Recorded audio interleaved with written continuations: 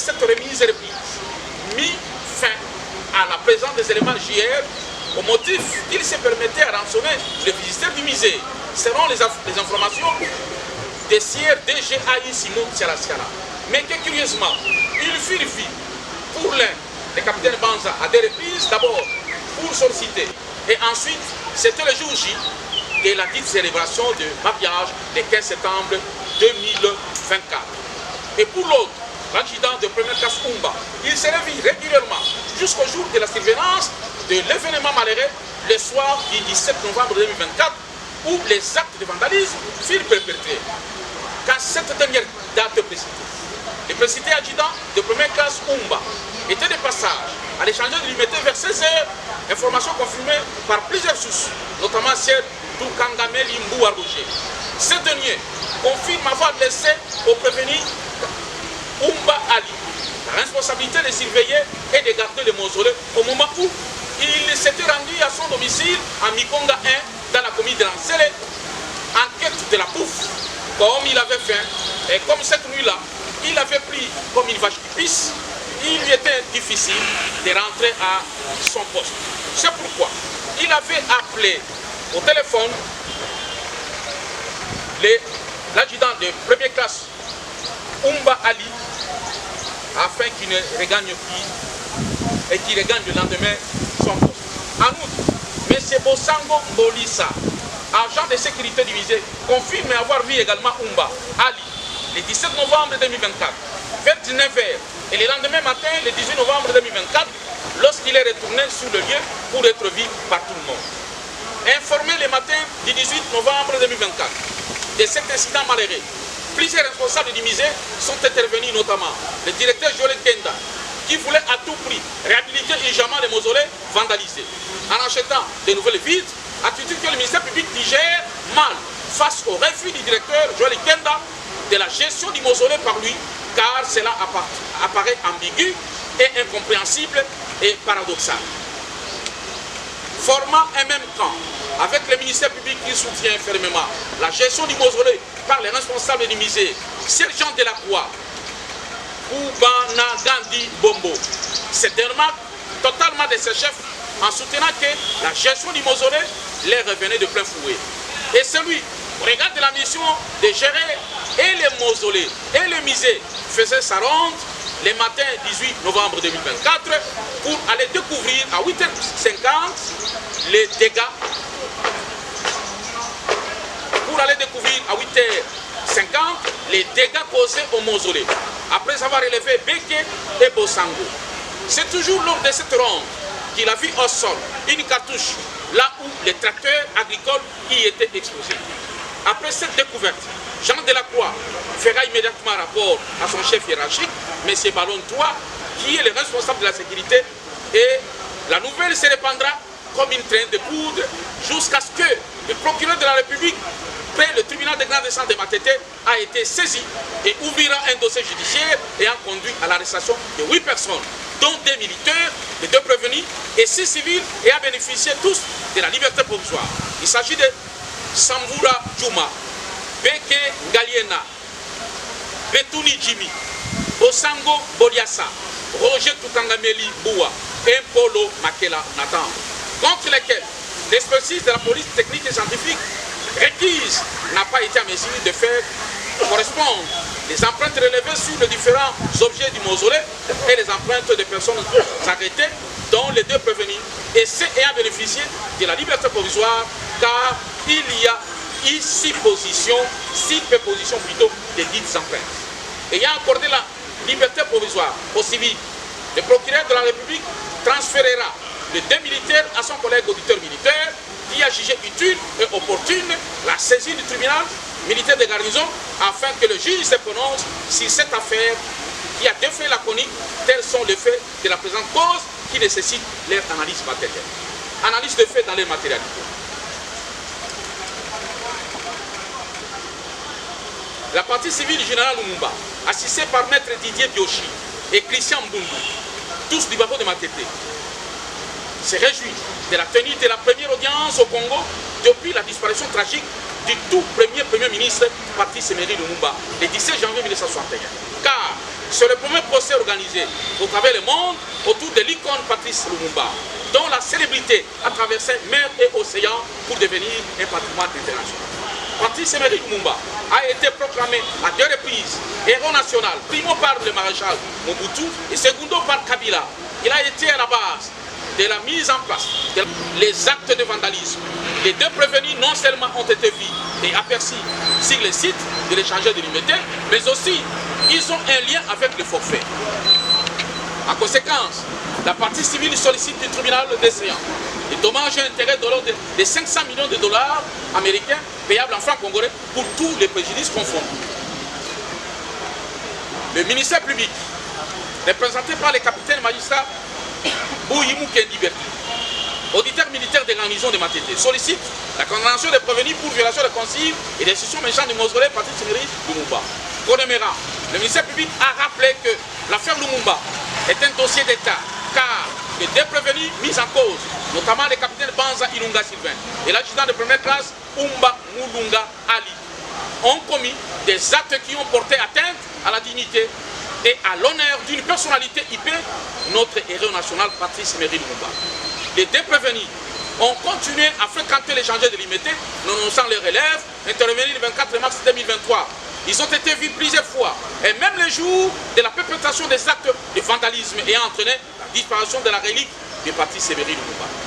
Dans cette entreprise criminelle, le ministère public a sollicité la comparution des sieurs Joël Kenda pour être transformé en prévenu au regard des informations cruciales sur la probable participation, dont notamment ses attitudes à chercher à tout prix à réhabiliter urgemment les vitres de l'entrée principale du mausolée, endommagé lors du passage du commando au site de l'échangeur dans la nuit du 17 au 18 novembre 2024. Pour le ministère public, Joël Kenda est la bête noire pour avoir instruit en sa qualité de directeur, M. Jean Delacroix, de descendre au parquet de grande instance de Matete afin de changer et de charger les éléments de la garde publique au hôtel de ces vandalismes. Au regard de ces faits, il y a lieu que le juge soit méticuleux pour condamner les 2 prévenus, car les infractions sont cristallisées en fait comme en droit. Les 2 prévenus préqualifiés, assistés par Maître Eric Falaka, du barreau de Matete, et l'adjudant Kakoma Pota, Justin, défenseur militaire agréé, plaident non coupables en s'agrippant sur les rapports d'expertise de la police technique et scientifique établis par le commissaire supérieur adjoint Sangwa Moutoumé, dont les conclusions sont claires en ces termes. Les traces papillaires relevées à l'intérieur du mausolée ne correspondent aux empreintes de 2 suspects, la présence de doute sur la culpabilité des prévenus. Dans sa démarche, l'organe de la défense fustige l'immobilisme de l'organe de la loi qui, au lieu de descendre sur le lieu de la commission des infractions, a préféré rester dans son bureau climatisé, perdant ainsi plusieurs atouts majeurs susceptibles à lui conduire vers la découverte de la vérité, mais qui, au contraire, l'ont faussement éloigné de celle-ci. Pour la défense, c'est depuis le 24 mars 2023 que les 2 prévenus ont été relevés et ne se rendaient plus au site de l'échangeur délimité. Et si l'adjudant de première classe Umba Ali pouvait se rendre au 10 sites, c'est pour entretenir des caméras installées à la tour délimitée de l'échangeur, lesquelles caméras jouent un rôle déterminant lors du passage du chef de l'État. Et s'agissant de sa présence au site, en date du 17 au 18 novembre 2024, le prévenu Umba Ali reconnaît avoir été là. C'est 18 novembre 2024 à 14h pour récupérer son vélo qu'il avait acheté auprès du major Abel. C'est à cette occasion qu'il apprendra que le mausolée fut vandalisé la nuit. Et lui aussi, à son tour, il appellera le capitaine Banza pour lui mettre au parfum de la situation et confirme de n'avoir pas été là le 17 novembre 2024, contrairement aux animateurs de la partie civile et ministère public. Pour toutes ces raisons, en général et en particulier, tenant compte du rapport d'expertise de la police technique et scientifique qui conclut à l'impossibilité pour elle de faire correspondre les empreintes relevées sur les différents objets trouvés au mausolée et les empreintes de 2 prévenus précités. En conséquence, à l'absence de preuves et tenant compte du rapport d'expertise de la police technique et scientifique qui parle de la pollution de la scène des crimes, lesquels rend impossible la correspondance des empreintes de prévenus et les traces plantaires de papillaires recueillis sur la scène criminelle, lesquels doivent conduire impérativement à l'acquittement des prévenus. Quant à la République démocratique du Congo, représentée par maître Lumanisha Mpanya, du barreau du Congo central, l'État congolais ne peut aucunement être tenu responsable de la faute qui n'a pas été commise par ses proposés. Encore, il faut que la dite faute soit commise pendant ou à l'occasion des services, chose qui n'a pas été faite. En conséquence, le tribunal rejettera la demande relative à la condamnation de l'État congolais telle que sollicitée par la partie civile et appuyée par le ministère public, et ça sera justice. Position du tribunal. À la lumière des faits de la cause et du dynamisme de l'institution juridictionnelle menée, le tribunal relève des évidences qui l'ont conduit aux affirmations suivantes. Primo, il ne fait l'ombre d'aucun doute que les deux prévenus avaient été commis des gardes pour sécuriser les mausolées parti Séméry Lumumba sur les sites de l'échangeur de l'Imété et qui ont été relevés le 24 mars 2023 des suites des habits constatés lors des visites guides des clients. Que nonobstant cette relève, les prévenus continuaient à passer au site pour le capitaine Banza le 15 septembre 2024, le jour de la célébration du mariage de son ami Jérémy, non autrement identifié, pour lequel il s'y était rendu quelques jours avant en guise de solliciter cet espace. Mais s'agissant de l'adjudant de première classe Umba Ali, il était quasiment régulier au site, car lui-même l'a déclaré. Les caméras placées au dit site ont un rôle à jouer lors du passage du chef de l'État, et étant chargé de ses maintenances, il était logique qu'il le passe régulièrement sur les sites. Cet état de choses vient enfoncer le clou dans le bois autour des contradictions qui ont émaillé les argumentaires de la défense du prévenu concerné.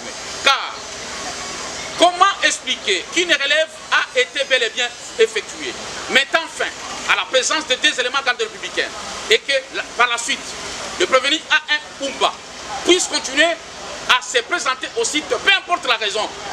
Dès lors, aucune clause l'ait permis de manière expresse. Le tribunal notera que la présence quasiment régulière du prévenu A1 Umba au site sous le prétexte de la maintenance de dites caméras pour des fins de sécurité du président de la République lors de son passage est un alibi de mauvais goût qui ne tient pas la route. En sa qualité de sous-officier de l'armée, sa présence quasiment régulière ne peut que s'expliquer lorsqu'il est expressément autorisé par sa hiérarchie, chose qui n'a pas été faite.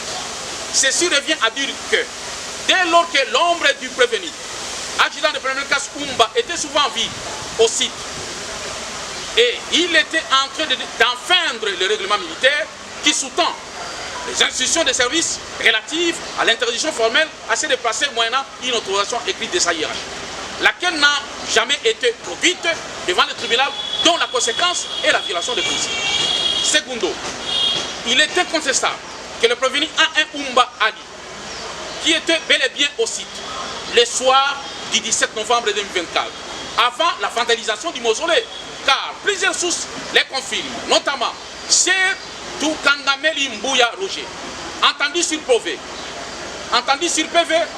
devant l'OPJ Matosina Tanzei Taylor et l'officier du ministère public Inswatasu Babi, premier substitut du procureur de la République de Matete, lire code 4 et code 29. Il en sera également pareil pour Sier Bosango Mboliassa, qui confirme la présence du prévenu A1 Umba Ali au code 7 et 30. Tous deux confirment de manière unanime sa présence, car Sier Toukangameli Roger déclare à la code 29, au verso, à la question lui posée, qui d'autre garde ces mausolées? Sa réaction se résume de la manière suivante. Il y a la garde présidentielle, appelée JR. Et quant à la seconde question, où étiez-vous la nuit du 17 au 18 novembre 2024? Sa réponse se résume en cette heure. Le 17 novembre 2024, vers 16h, j'étais parti chez moi à la maison pour chercher à manger, comme j'avais faim. En allant, j'avais informé le militaire Ali que j'avais laissé à la garde du mausolée. Comme il avait pris je n'étais plus rentré au mausolée et j'ai appelé le militaire Ali pour lui dire que je ne rentre pas à cause de la pluie. Le 18 novembre 2024, je suis arrivé au mausolée vers 11 h. J'ai trouvé le nommé JC, agent de sécurité de l'échangeur. Je suis devant ma porte. Je l'ai trouvé connecté avec le fil électrique. Et j'ai appelé le chef de sécurité interne de l'échangeur au nom de Ballon 3 pour constater, en jetant le coup d'œil au mausolée, j'ai constaté que le vitre était cassé. Ensemble avec lui, nous nous sommes rendus sur le lieu et avons constaté qu'une porte en vitre était cassée. Les cercueils étaient par terre, à moitié ouverts. Les traces des pieds des personnes, voilà ce que j'ai constaté. Et Sierbo Sango Mbodiassa livre les mêmes informations à la Côte 7, en 7 heures. À la question lui posée, s'il reconnaît avoir fait la garde au mausolée la nuit du 17 au 18 novembre 2024. Si oui, qu'est-ce qu'il avait constaté à sa sortie? Sa réaction s'est présente comme suit. Oui, je n'avais rien constaté, mais à notre arrivée, à notre entrée, j'avais constaté la présence de M. Ali Oumba, de la garde présidentielle, qui sécurisait le mausolée de Lumumba. Et il est sorti vers 20 h. Pour le tribunal, la présence du prévenu, adjudant de première classe Oumba Ali au mausolée Patrice Emery Lumumba, du 17 au 18 novembre, ne se justifie pas, car non seulement sa relève mettait fin sur sa présence au site, mais aussi son déplacement a innévé le règlement militaire et la loi, dans la mesure où son déplacement n'a pas été sanctionné par une autorisation express de sa hiérarchie, dont la conséquence est connue. Il tombe sous le coup de la loi, la violation des consignes. Par ailleurs, l'attitude du prévenu frise l'indiscipline, car pour n'avoir pas obtenu l'autorisation de déplacement au mausolée, le prévenu brille par l'absence de discipline. Or, celle-ci est la mère des armées. Pour le tribunal, il est important de paraphraser le maréchal Montgomery, qui en 1946 s'adressait à l'armée britannique en ces termes. Si l'essence de la démocratie et la liberté, celle de l'armée et la discipline. Lire Nyabirungu Mwenesonga dans son ouvrage Traité de droit pénal général congolais, deuxième édition universitaire africaine, en 2007 à la page 186. Le manque de discipline a conduit le juge à sanctionner le prévenu car soldat à Tambola Kabon Tabati. S'agissant des institutions méchantes du mausolée, Patrice Emery Lumumba, la difficulté que la police technique et scientifique a rencontrée pour faire correspondre les traces trouvées sur les objets au mausolée et les empreintes prélevées de prévenir ne lit pas le juge, car le juge n'est pas celle de l'expertise. L'expertise ne constitue pas en elle-même un mot de preuve, même si elle participe à la démonstration de la preuve. Elle a pour objet de mettre en œuvre ou en relief les éléments fournis par d'autres preuves, comme la constatation directe ou les preuves indirectes. Relevé, lire Franck Chimon et Jacob, une manuel de procédure pénale Liège, collection scientifique de la faculté de droit Liège et des jeunes barreaux de Liège en 1989, des pages 789 jusqu'à 790.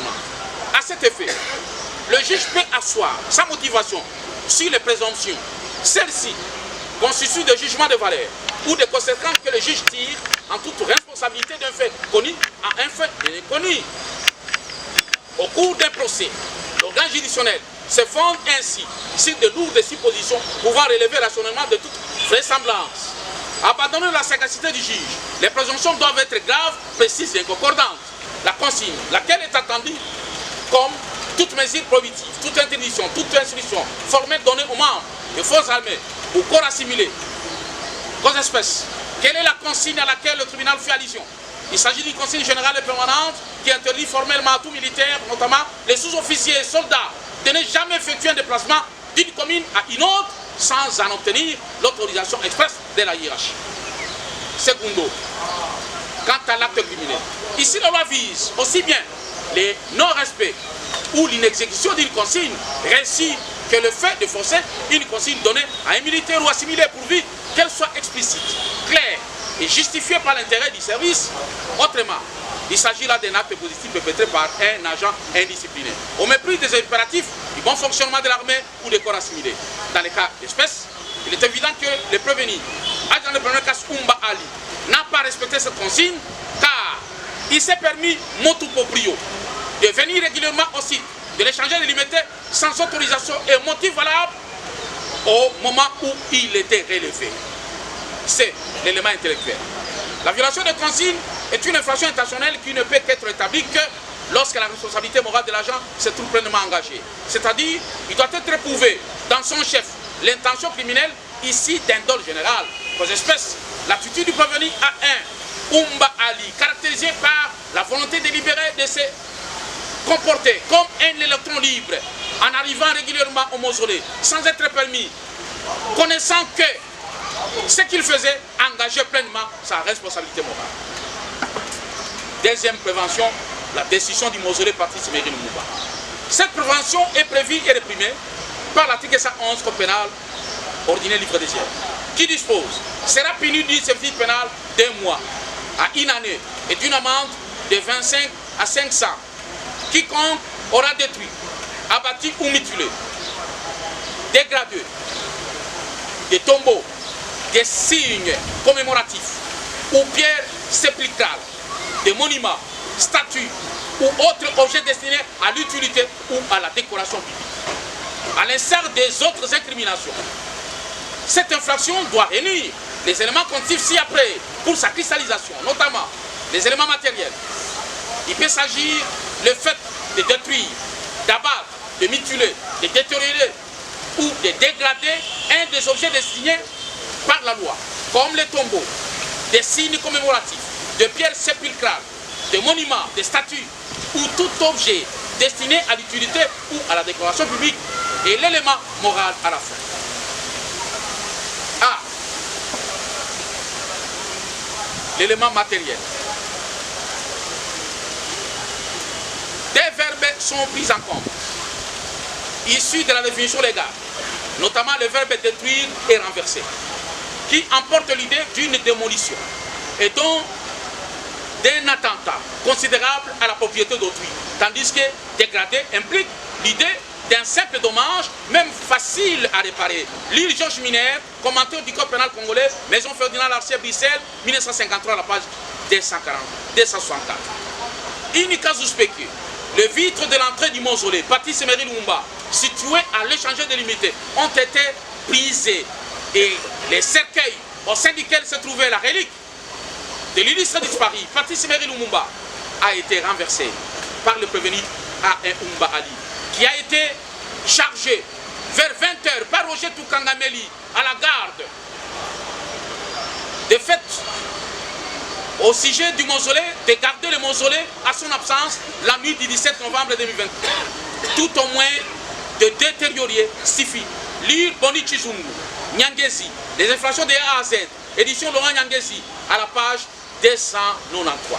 Dans les cas de figure, le prévenu A1 Oumba Ali a eu la volonté de détruire le vitre de l'entrée du mausolée pour y accéder et emporter la relique qui se trouvait dans les cercueils de l'examen de l'action civile. Statuant sur l'action civile, le tribunal décéant rappelle que l'examen de l'action à réparation des dommages subi par la victime dans la cause en discussion requiert la vérification de la qualité du demandeur à réparation, la vérification de la validité des constitutions des parties civiles et de la considération des critères juridiques de la réparation du dommage.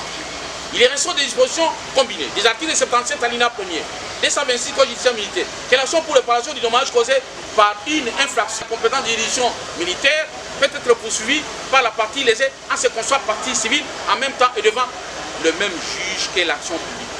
Et lorsque la juridiction militaire est saisie, la partie lésée par le fait incriminé peut la saisie de l'action en réparation en ce qu'on soit partie civile. Concernant la qualité de la demanderesse en réparation, Mme Juliana Lumumba, le tribunal se pose la question de savoir si le mausolée vandalisé et la relique emportée sont-ils un patrimoine privé ou public. La réponse à cette préoccupation tire son essence sur les procédés mis en place par l'État congolais pour le rapatriement de la relique du premier ministre Patrice Emery Lumumba au pays. À cet effet, la construction du mausolée devant recevoir la relique offre une perspective nouvelle qui lui confère non seulement toute la solennité, mais aussi un caractère public, enlevant à tout individu les privilèges de l'appropriation à titre privé. En conséquence, le mausolée érigé et la relique y placée sont devenus un patrimoine national pour lesquels c'est l'Institut de musées nationaux du Congo, au travers le musée d'art contemporain, multimédia de l'échangeur limité, qui devait se construire partie civile pour obtenir réparation du dommage causé dans les cas en discussion. La constitution de la partie civile du journal Lumumba sera déclarée recevable, mais non fondée, quant à son motif, pour défaut d'intérêt. Le tribunal militaire de garnison de Kinshasa Matete, statuant publiquement et contradictoirement la majorité des voix de ses membres, vit la nécessité et l'urgence de maintenir l'ordre et la discipline au sein des forces armées de la police nationale congolaise, vit la constitution de la RDC du 18 février 2006, telle que modifiée et complétée à ce jour par la loi numéro 11/002 du 20 janvier 2011, spécialement en 16 articles 20, 21, 149, 150, 153 et 156, vit la loi numéro 023/2002 du 18 novembre 2002 portant corps judiciaire militaire, tel que modifié et complété à ce jour par la loi organique numéro 17/003 du 10 mars 2017, en 16 articles 1, 2, 3, 4, 22, 88, non le décret du 30 janvier 1940 portant code pénal congolais, tel que modifié et complété à ce jour, en son unique article 111, vit l'ordonnance d'organisation judiciaire numéro 13/056 du 1er juillet 2013 portant nomination des magistrats militaires du siège, vit le dossier de la cause opposant l'auditeur militaire de garnison de Kinshasa Matete, ministère public, et Madame Juliana Lumumba, partie civile, contre le prévenu préqualifié, disant droit, dit non établi, en fait comme en droit, les infractions de violation des consignes et des décisions du mausolée du parti Semery Lumumba, reproché au prévenu capitaine Banza Ilunga Sylvain, les déclare non coupables. En conséquence, l'anarchie purement et simplement ordonne sa relaxation immédiate. Dit établi, en fait comme en droit, les préventions de violation des consignes et des décisions du mausolée à 5 ans de ses vivrances principales pour violation des consignes et à 1 année pour décision du mausolée. Les condamne également dans les délais légaux au paiement de la somme de 300 000 francs congolais, de frais d'essence, faute pour lui de le faire. Dans les délais, il subira une contrainte par corps d'une durée de 4 mois. Statuant sur les intérêts civils, le tribunal dit recevable l'action en réparation de préjudice introduite par la partie civile préqualifiée, mais la déboute pour défaut d'intérêt. Ainsi jugé prononcé en audience publique de ce mardi, 22e jour du mois de juillet de l'an 2025, à laquelle ont siégé le colonel magistrat Mungomba Lundula Victor Destin, président, lieutenant-colonel Loutou Alexis, juge des carrières, le capitaine Tamboué Barnabé, juge assesseur, le capitaine Konga Pali, juge assesseur, le capitaine Yamba, juge assesseur, avec le concours du capitaine magistrat Mouyi Mukendi Berdi, auditeur militaire, officier du ministère public, et l'assistant du capitaine Moukoua Tamazan John, préfet divisionnaire. Arbo Pierre. Mon pied. Rep. Bon, Bazouzi Batali Makambo, Bamoni était Makambo Oyo, les deux prévenus Boza Kolandela Manango, capitaine Banza Azali Agite, Ozali Bloko Kenanda Konayo, mais tribunal de Moni, adjudant de première classe, Umba Ali, Makambo Naye, Yakokomaka na mausolée, Samba Konjwa Pe Sandilisa, Pe na date, Oyo Babu Kaka mausolée, Azalaka chargé pour la veiller na mausolée, Yende Mouta violé consigne, Pe Abouki mausolée Wan. Le juge présume qu'il est auteur de cet acte et de ces faits. Il a écopé d'une peine de 5 ans pour la violation des consignes et une peine d'1 année pour destruction du mausolée, et faisant application de l'article 7 alinéa 1er du code pénal militaire, le tribunal le condamne à l'unique peine la plus forte, soit celle de 5 ans. S'agissant des intérêts civils, l'action de la partie civile du journal Lumumba était recevable, mais le tribunal a débouté la partie civile de son action du fait du défaut d'intérêt, parce que la personne physique ou morale attitrée à ester en justice pour recouvrer les dommages et intérêts, ça doit être le musée national. Ainsi, le tribunal s'est prononcé. L'audience est suspendue pour 10 minutes.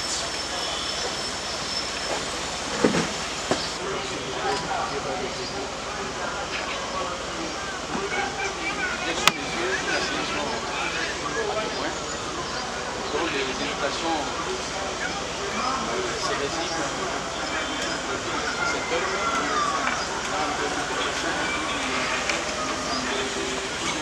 le mois de juillet à la tête du tribunal, à notifier au gérant de Kin-Marché. Est-ce que le gérant de Kin-Marché est parmi nous? Le gérant de Kin-Marché, supermarché Kin-Marché. Quelle décision de pouvoir, la décélérité de laquelle on avait même fait des observations. Nous disons que à la dernière audience, votre auguste tribunal avait déclaré recevable la nouvelle décision de renvoi par lequel l'auditorat des garnisons portait à votre connaissance des nouveaux chefs d'accusation contre notre client. Et conformément à la loi qui régit la procédure devant cette auguste juridiction, il est prévu que non seulement d'exploiter les décisions de renvoi, qu'il y ait la possibilité de nous donner la jonction, mais également que le prévenu contre lesquels les poursuites peuvent être étendues, parce que en compulsant les deux décisions, ils tablent sur des faits qui sont différents. Alors que le prévenu soit encore faire attendre votre auguste tribunal pour attendre encore la deuxième infraction.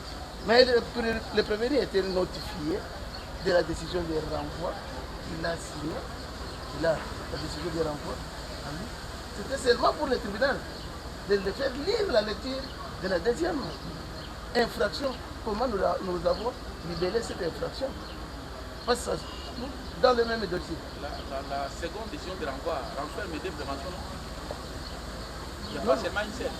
C'est seulement une seule. Non, il y en a deux. Il y a le vol la mère et les maîtres. Effectivement, les deux infractions. Les faits sont extrêmement graves. Il y a lieu que le premier soit mis en demeure en respectant la procédure. Donc, monsieur le greffier, vous allez apprêter une citation à prêter Niaboni. Pour lui notifier qu'il se prépare en conséquence à la prochaine audience. De toute façon, il vient répondre devant les. Messieurs, vous pouvez approcher.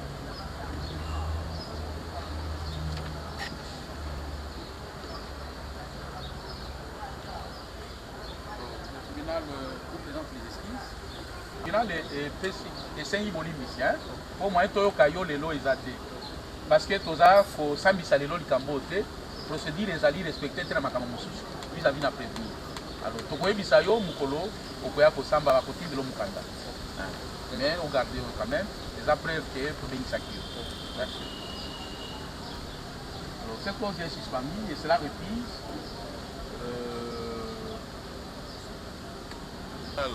pas saisi, mais à notre égard, nous n'avons pas un problème. Il faudrait que la remise ne soit contradictoire avec la République. Parce qu'apparemment, la République aussi ne pose pas problème de procédure.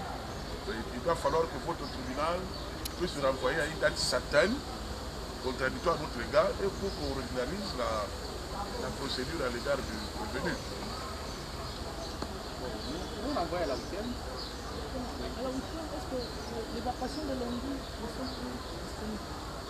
Pour les lundis, il y a eu 2 lundis qui se sont suivis, au cours desquels nous étions chargés à la haute cour. Mais nous avons vidé déjà ces préoccupations, donc nous allons reprendre les calendriers normaux. Donc on renvoie au lundi prochain, au 28. Donc la remise est contradictoire à l'égard des parties. Merci. Mais monsieur le greffier, veuillez diligenter en respectant la procédure pour mettre en demeure de prévenir. Merci beaucoup.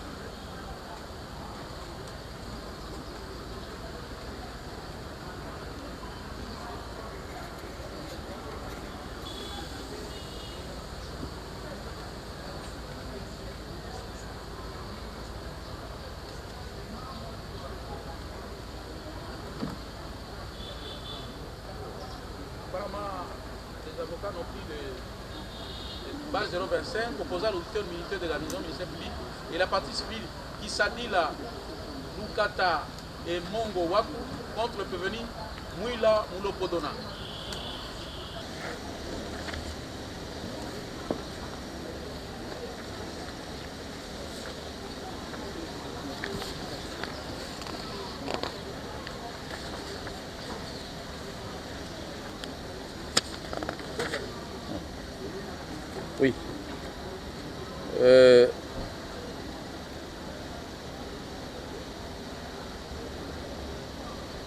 Mon colonel, mon major, vous avez quel grade? Pourquoi vous n'êtes pas en tenue? Vous pouvez vous décoiffer. Pourquoi vous n'êtes pas en tenue? Vous êtes? Rhumatisme. Ok. Bon. Ça fait un peu mal du fait que vous êtes là et le tribunal devait vous entendre comme des renseignants. Mais, oui, monsieur Laurent de la Loi. D'avoir apporté la parole. Monsieur le Président, honorable de la proposition, les renseignants vous disent que non, il est malade, il souffre de rhumatisme. Mais nous vous disons c'est faux. C'est faux. Il a fait ça à dessein. Il a fait ça à dessein. S'il était appelé par sa hiérarchie, donc il allait vous dire que non, il a des rhumatismes. Et nous vous disons non. Quelqu'un qui a des rhumatismes marche très bien. Je l'ai vu même en train de courir là-bas lorsque vous voulez appeler, si c'est son ami qui passait avec les véhicules. Il n'a pas de rhumatisme. Nous vous demandons, Monsieur le Président, parce que votre office tribunal doit prendre une décision de renvoyer, nous demandons que lorsqu'il va se représenter devant le tribunal, lorsqu'il est invité, il doit être en tenue correcte. Il doit être en tenue correcte pour répondre devant votre office tribunal. Nous avons. Merci, monsieur Laurent de la Loi. Vous êtes commissaire principal, vous dites, major. Okay. Bon, est-ce que vous avez de preuves attestant que vous souffrez du rhumatisme? Vous avez des preuves? Je demande si vous avez des preuves attestant que vous souffrez du rhumatisme. Un document médical? Bon. Il y a ceci. Je disais au départ que ça nous faisait mal de vous voir parce qu'on va vous retourner sans vous entendre. Pourquoi on ne peut pas vous entendre? On ne peut pas vous entendre parce que le prévenu ici, il n'est pas assisté. Si son avocat était là, on allait vous permettre d'être entendu et répondre à nos questions de façon que nous puissions voir si vous pouvez encore revenir ou bien on termine avec vous pour ne plus revenir. Mais on ne sait pas poursuivre l'instruction du fait qu'il n'est pas assisté. Parce que si on vous entend à l'absence de son conseil, là nous avons biaisé la procédure. Là ce n'est pas normal. Parce que son avocat doit être là, il doit suivre vos déclarations parce qu'il doit défendre son client en fonction de ce que vous allez déposer.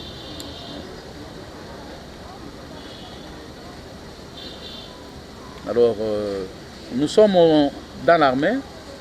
Vous allez encore souffrir de revenir les lundis. Mais il y a un avocat nayo a été, il faut aller à lundi. Partie civile. Bino pe bokanga motem. Tokuta na lundi. Merci.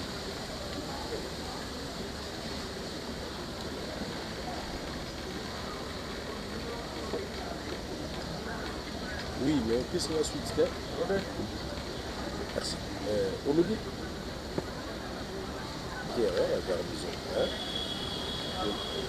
Quelle cause? 1291. Le tribunal appelle la cause inscrite au Europe pénal numéro 1291 opposant l'auditeur militaire contre le prévenu Makita Machoka José. Ah, cette erreur est toujours le greffe. Jovi.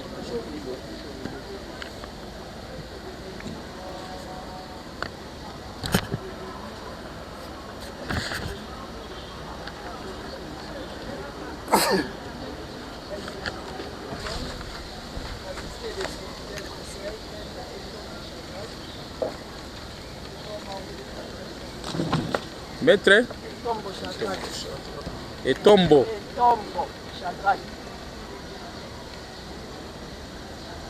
Quel barreau? Dans cette cause, on avait besoin de la comparution du Major Pelé, Roi Pelé. Est-ce que le Major Roi Pelé est là?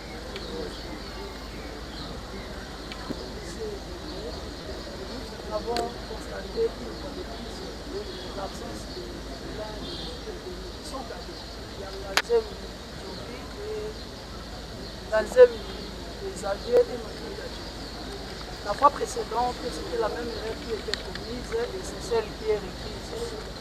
Raison pour laquelle nous tous soumettons à votre service. Si nous allons procéder par des déclarations de l'enseignant, soit nous allons renvoyer la présence. En tout cas, nous soumettons à votre service. Merci, monsieur l'auditeur. Des décisions de renvoi. Monsieur le Président, nous rappelons juste à votre tribunal que c'est une erreur qui a commencé à partir de votre grève. Étant donné que sur l'extrait de rôle, le nom du consort du prévenu Makita Machoka n'est pas mentionné. Erreur qui met en difficulté le secrétariat de la garnison lors de l'établissement du mandat d'extraction. Pour ce qui est du renseignant, la défense a tout à fait raison, étant donné que ce dernier a été invité pour qu'il nous renseigne autour de circonstances qui ont entraîné à l'arrestation du prévenu Nganzeli. Étant son commandant unité, c'est lui qui l'a personnellement arrêté, déféré au niveau du GMI Centre, et par la suite le GMI Centre va le déférer à l'autre. C'est tout à fait normal que le prévenu comparaisse avant que les déclarations de la victime soient traitées devant vous. Merci. Donc, on est bité à la même difficulté que la cause précédente ici. Bon, le tribunal estime que on ne sait pas entendre le renseignant, le commissaire supérieur adjoint Roi Pelé, à l'absence du prévenu contre lesquels les accusations qui sont portées ont des répercussions sur sa comparution aussi. Donc il est de tout à fait de logique élémentaire qu'on puisse renvoyer cette cause, mais le commissaire supérieur adjoint ne doit pas se fatiguer parce que le devoir judiciaire prime sur les autres services. Alors dans ce cas, nous allons suspendre cette cause le temps que le ministère public ne commette plus cette erreur d'oublier l'un de co-prévenus. De façon que le lundi, que tous les deux prévenus soient là et que les renseignants soient là, qu'on évolue dans cette cause pour que nous puissions voir comment nous allons l'instruction. Merci.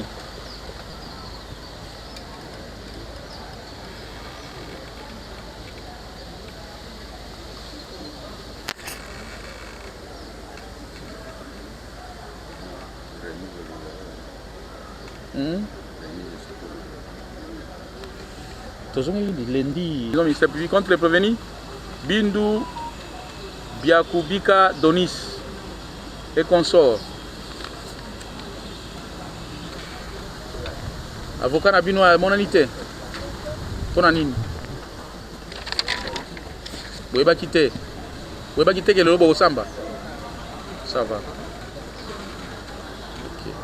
Alors, boye bisa avocat na bino tozongeli na mikolo na biso ya lendi. Tozonga lisusu mardi te tozongi lendi. Tokuta lendi. Bon, nous sommes face à une difficulté. Les avocats de cette cause, au regard de la gravité des faits, on ne peut pas les entendre seuls, sans les avocats. Parce que, oui, Madame Laurent de la Loi. Merci, Monsieur le Président. Monsieur le Président, dans cette cause, il y a également le lieutenant Mboussa, inspecteur de l'électorat militaire de garnison, qui avait été invité. Et qui est Donne d'abord présent le dossier dans la salle.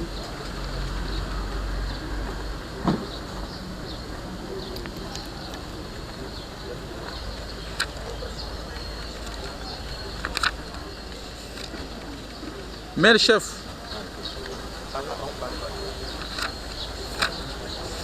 Bon, beaucoup de sango que Pourquoi l'avocat n'a pas prévenu bazate moyen à quoi Bon, monsieur l'inspecteur, repos. Bon, vous avez été appelé pour nous renseigner sur certains faits pour lesquels le prévenu comparaisse. Mais on ne sait pas vous entendre aujourd'hui. On ne sait pas vous donner la parole pour que vous puissiez vous exprimer ou répondre aux questions du tribunal. Du fait que les prévenus ne sont pas assistés par un avocat. Et par conséquent, la remise s'impose. Et nous allons encore de même pour le commandant du camp. Maire chef et M. Franck aussi. Merci.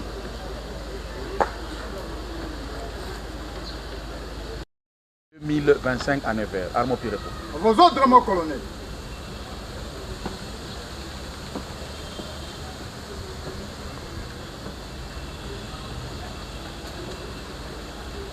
Armo, pied.